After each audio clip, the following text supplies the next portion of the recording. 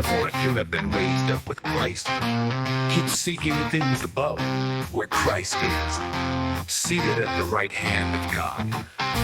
Set your mind on the things above, not on the things that are on earth. For you have died and your life is hidden with Christ in God.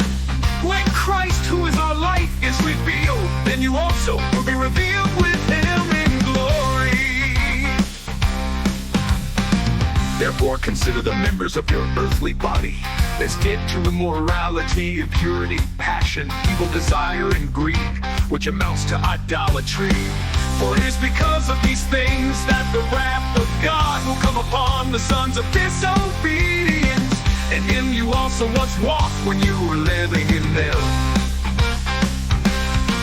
But now you also put them all aside: anger, wrath, malice, slander, and abusive speech from your mouth. Do not lie to one another, since you laid aside the old self with its evil practices, and have put on the new self, who is being renewed to a true knowledge, according to the image of the one who created him. A renewal in which there is no distinction between Greek and Jew, circumcised and uncircumcised, barbarian, Scythian, slave and freeman, but Christ is all and in all. So as those who have been chosen of God, holy and beloved, put on a heart of compassion, kindness, humility, gentleness, and patience, bearing with one another and forgiving each other. Whoever has a complaint against anyone, just as the Lord forgave you, so also should you. Beyond all these things, put on love, which is the perfect bond of unity. Let the peace of Christ rule in your hearts, to which indeed you were called in one body, and be thankful. Let the word of Christ richly dwell within you, with all wisdom teaching and admonishing one another with psalms and hymns and spiritual songs, singing with thankfulness in your hearts to God.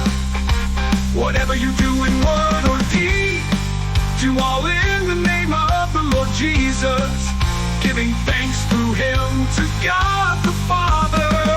Wives, be subject to your husbands as is fitting in the Lord. Husbands, love your wives, and do not be embittered against them.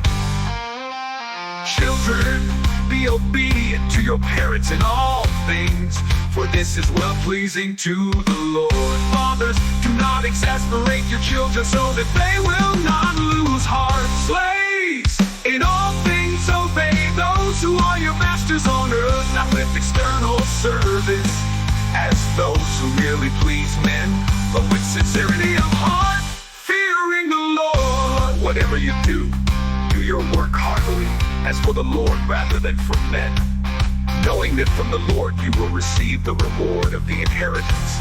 It is the Lord Christ whom you serve. For he who does wrong will receive the consequences of the wrong which he has done, and that with